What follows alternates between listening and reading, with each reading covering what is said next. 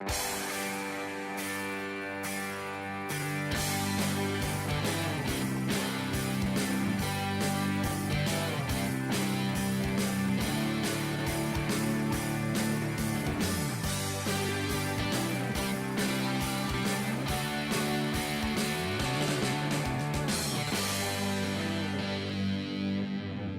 Murray is the world's third longest navigable river next to the Amazon and the Nile. It spans 3 Australian states. It has 16 weirs, 15 locks, 4 major dams and 1 lock island. There's 2 ways that you can see Lock Island. One is that you can travel to the island itself, and the other is that you can take one of the Murray's iconic paddle steamers.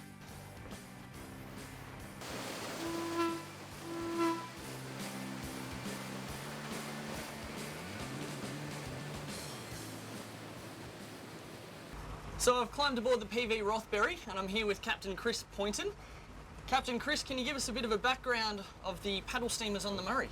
The paddle steamers on the Murray River, well, they began operating on this river back in 1853 when the very first paddle steamers sailed out of Goolwa, and that was the paddle steamer Mary Ann and the Lady Augusta. So they were the first 2 steamers to begin trade and open up the river system. So of course you've got to remember back in those times, if you weren't carting goods and supplies on a paddle steamer, it was really bullock teams, horse-drawn wagons, camel trains, or that form of transport was fairly slow. So the paddle steamer trade grew in numbers as it did. This vessel was originally built as a towboat. So the Rothbury was built in 1881, so over 130 years ago.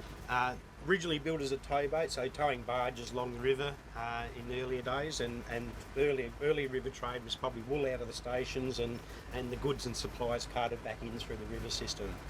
My family were lucky enough to buy this vessel, the Rothbury, in 1968, spent 10 years restoring it to a tourist boat, so I've been running here for over 30 odd years now as a tourist boat.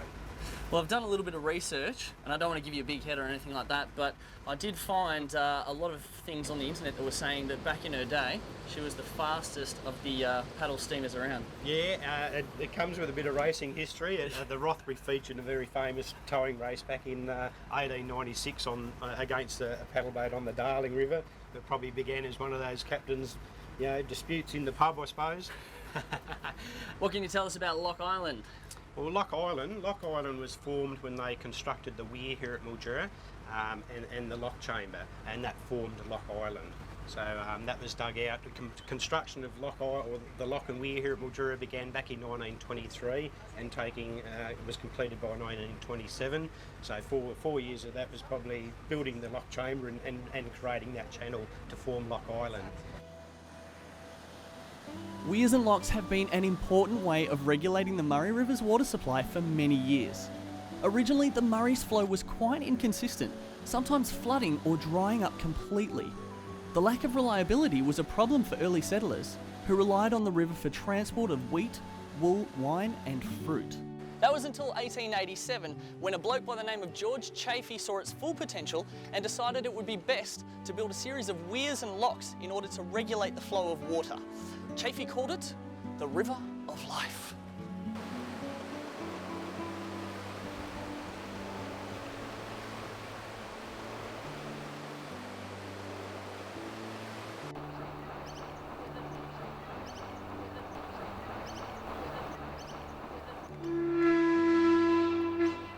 Loch 11 is unique in that it was built inside the bend of the river.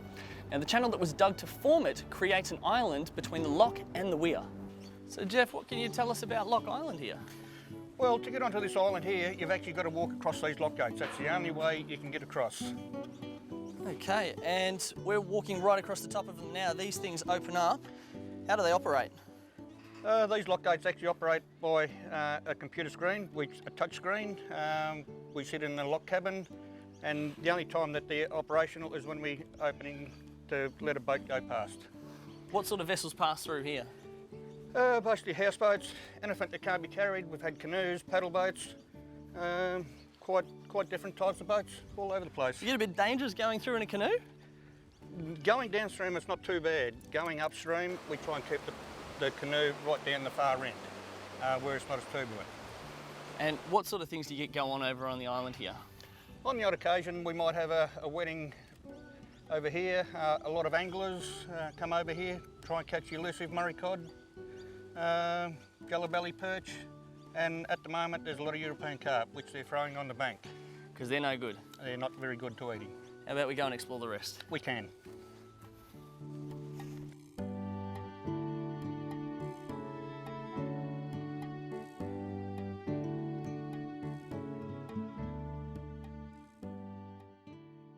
One of the unique attractions here at Loch Island is this artwork sculpture by Kiwi artist Chris Booth.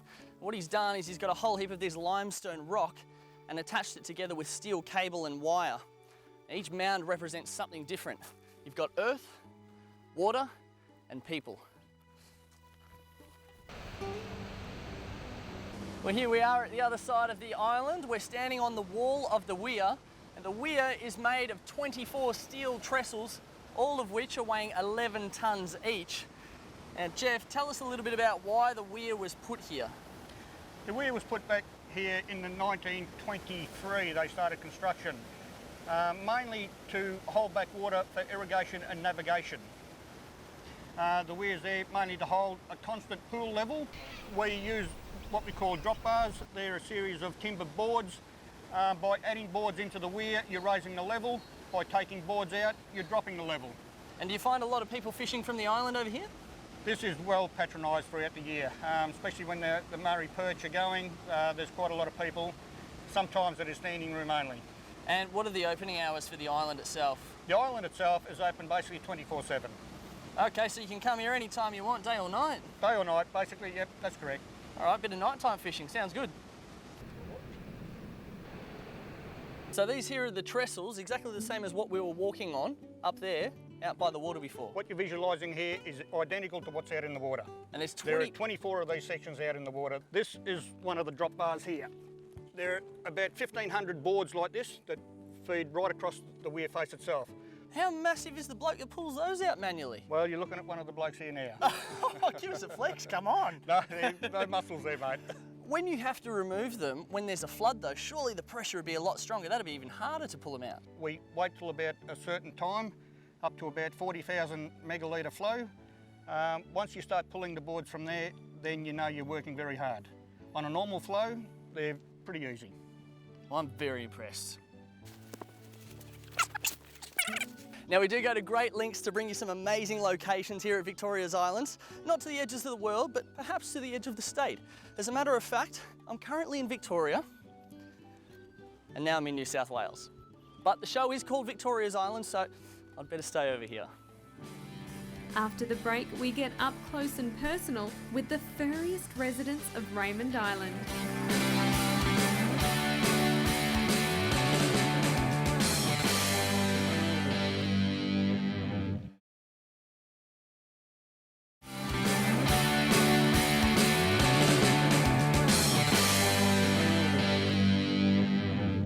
One of the funny misconceptions foreigners have of us Aussies is that we all have koalas as pets.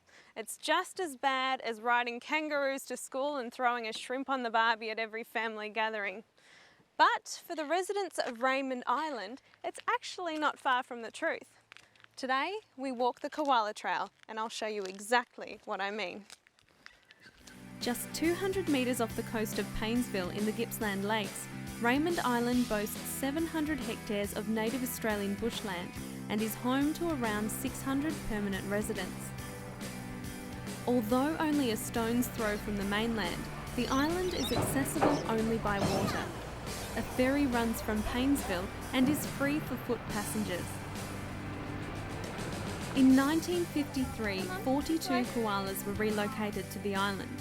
At one point, their population swelled to around 600. That's almost one koala per hectare, or 2 koalas per person. To see them up close for yourself, just follow the koala faces on the footpath leaving the ferry. And to give you some tips along the way, you can pick up a brochure from the information stand. Now, as soon as you step off the ferry, you'll come to the ferry park. This is the official start of the Koala Trail. I'm here with Jill Johansson. Jill, who put their hands to work in this place to make it what it is? All volunteers, over 80 of them from the island, with the backing of the Shire, of course. The Shire started with the playground, and then the volunteers took over painting the structures, building the barbecue shelter. We were lucky to have our landscape gardener plan all this for us at no charge. Volunteers put all the plants and rocks in place, and we're coming up now to our Raymond Island Bridge. Is this the only bridge you'll ever get? Yeah, well, most of us hope so. There are some who'd like one. Oh, right. And our dry creek bed under the bridge. Very good. And this leads up to the start of our koala trail and our first rock with information about koalas on it. Excellent. Well, here starts our adventure. Excellent. A leisurely 1.2 kilometres, the trail weaves its way through the small township, past various gum trees and along Where I'm stunning looking. coastal scenery. Oh, here, it's hidden. Oh, It's facing. there. And I dare say it won't be long until your eyes are on the canopy above, pointing towards the many precariously placed koalas. For those with a bit of a green thumb, you'll be able to identify some of the many native plants that thrive here on the island, including several species of orchid, eucalypt, tea tree, wattle and banksia.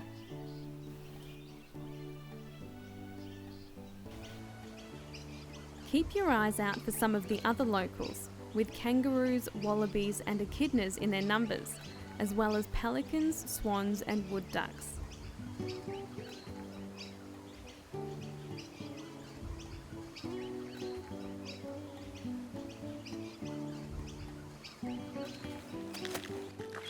Lisa, this is Parks Victoria land now. The koala trail continues through there. Okay.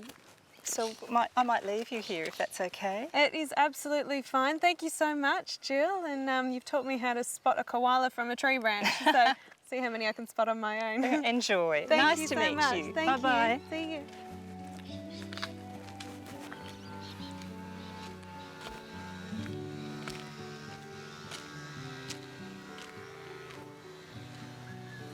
There's one just over there.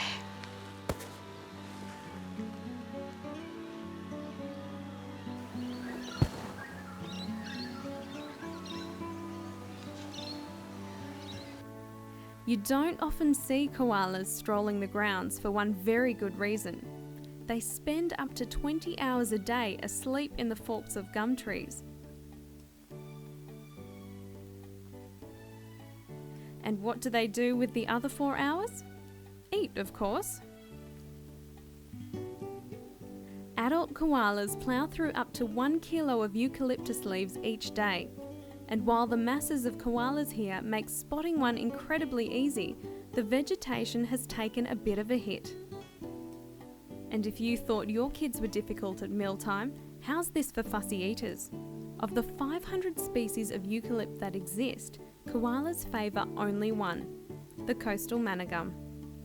There's a koala in the tree just over here. I'm going to get nice and close, see if I can have a bit of a chat to him.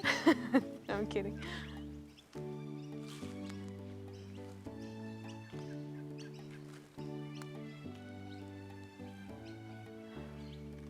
This is amazing. You don't get this anywhere else.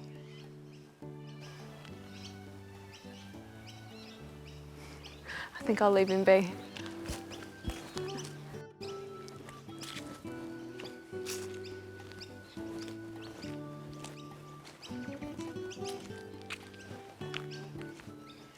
Now, Andrew, you're a local on the island and have been since the koalas were still settling in.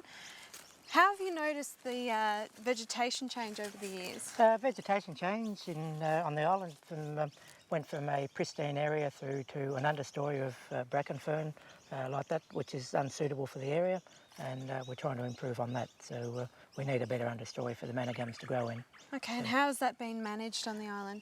In terms of being managed, the actual area is not being managed. Fire doesn't help. The use of fire actually kills the manna gum rather than killing the bracken fern. Okay, but revegetation areas such as this one behind you, Yes, this one here that we have, we're certainly getting on with that. That's been a joint land care project to try and re-establish a suitable understory habitat for the manna gum woodland. let's take a closer look. Now, in the old days, they used to wade cattle and horses across the strait. You can't really do that with koalas, can you? No, not with the koalas. You've got to be able to manage the koalas and get them in a position where you can relocate when the numbers are getting up too high. Okay. And that's what happened on Roman Island. Too many bear hugs. Yes, too many bear hugs. Coming up after the break, Karen visits the Nobbies Centre on Phillip Island.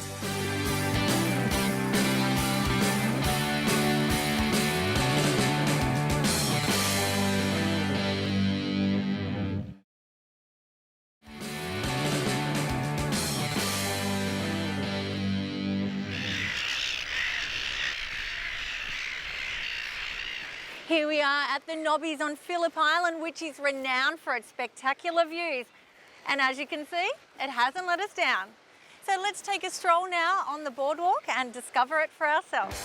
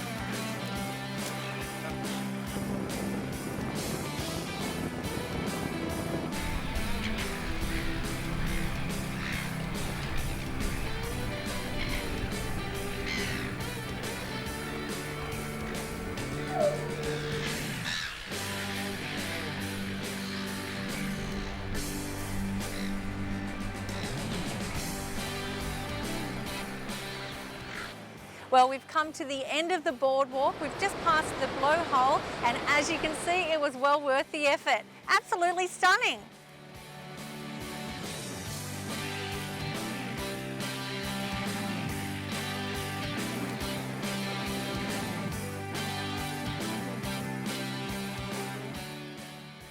It's very late in the spring and it's nesting season here for the seagulls, and listen to the noise, it's incredible.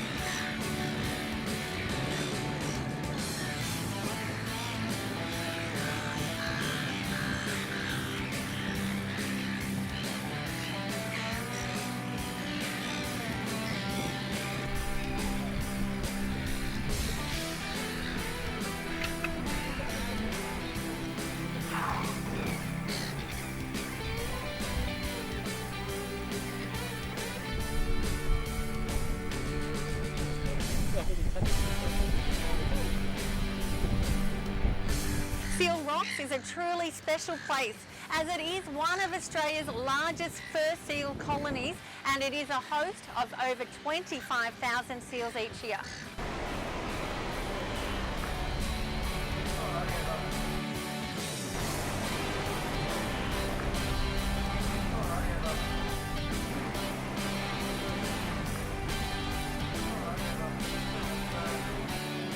After enjoying the beautiful scenery outside, you can come in to the free interactive centre.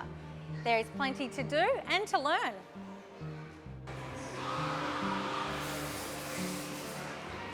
Learn about the fascinating local marine life in the high-tech display area.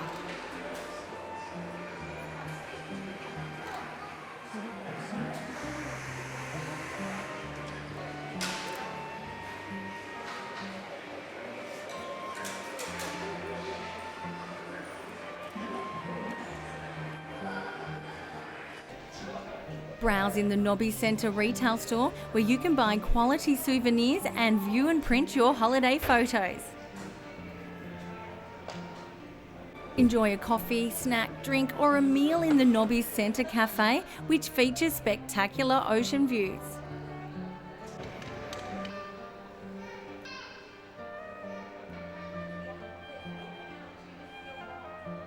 We have these wonderful cameras that are set on the rock so you can actually see what the seals are up to. Let's have a look.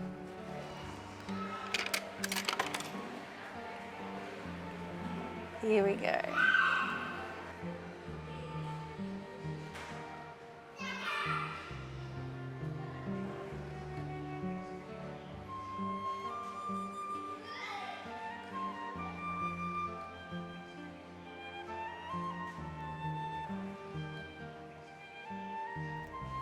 The Nature Park is a not-for-profit organisation and doesn't receive ongoing funds from the government. All revenue generated is reinvested into research, the environment, conservation, infrastructure and community projects. Did you see them outside? Yes. I know, it's nesting season, isn't it? Yeah. What do these buttons do? What Gonna should try we- it? You want to press one? Yeah, Sarah? What does it say? Yes. Chips. No. Yes. What about this one? Sliced bread. No. No. Keeping cool. On sunny days, the seals around Seal Rocks can often be seen floating or swimming slowly, with one flipper in the air. People often mistake this as a sign that they are distressed or injured, but in fact, this is perfectly normal behaviour. I didn't know that. What's this? It's the fur. Have a touch. It's just Is funny. it gross? It's all fun. Want to have that, sir? Yeah. Keeping warm. Australian fur seals also have a very effective insulation system that keeps them warm when they